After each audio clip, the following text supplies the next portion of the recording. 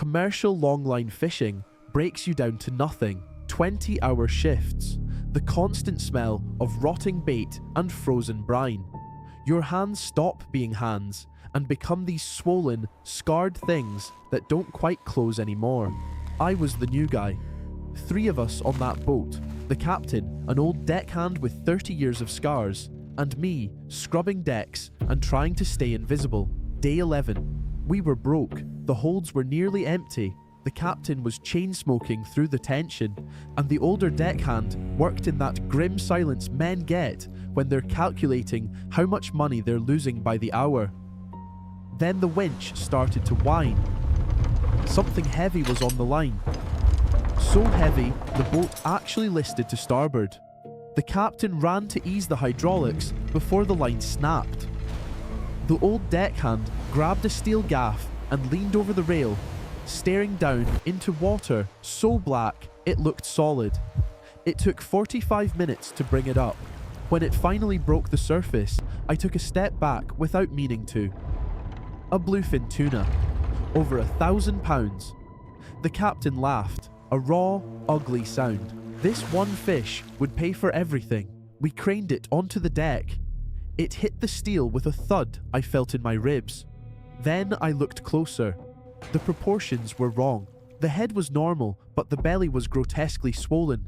The white scales stretched so tight they looked ready to split, and the flanks were covered in deep circular scars, like cookie-cutter shark bites, but far too large, far too deep. Some healed over with white fibrous tissue, others still leaking dark fluid onto the deck. "Must have been gorging on a bait ball," the captain said, pulling his filleting knife. "Get the hose, kid." But the smell. God, the smell. Stagnant mud.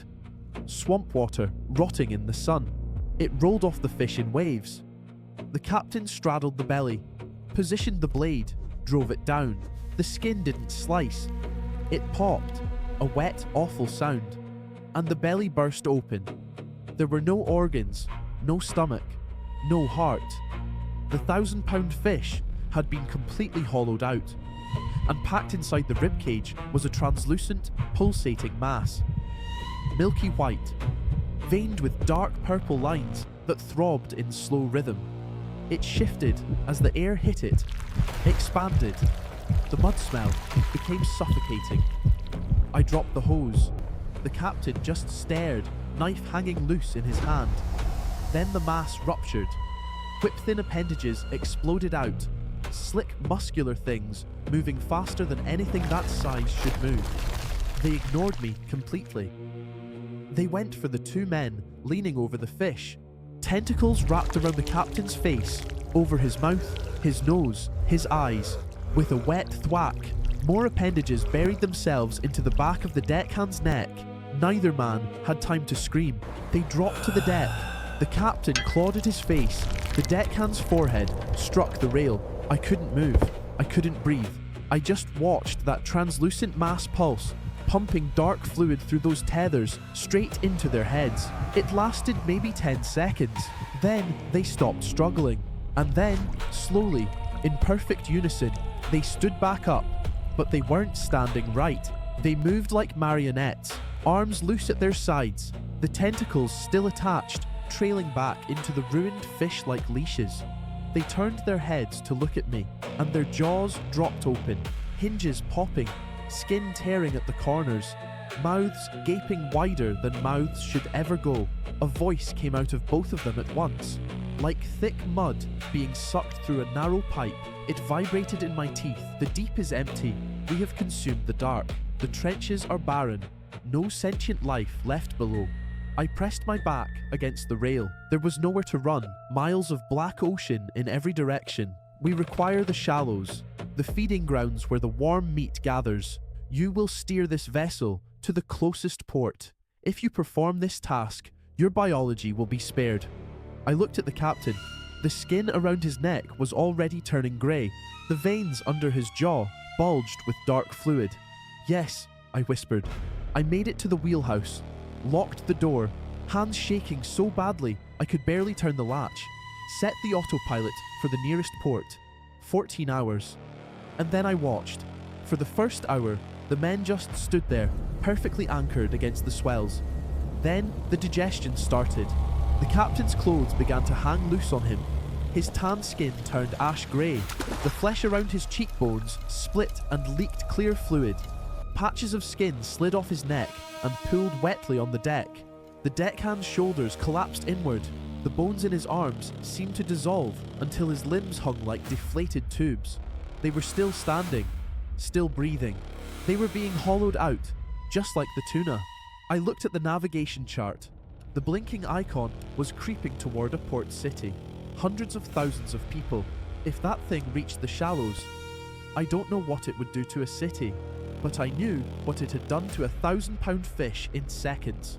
I made my plan.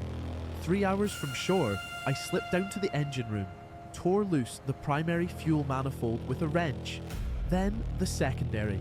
Hundreds of gallons of diesel sprayed across the hot deck plates and pulled against the bulkheads.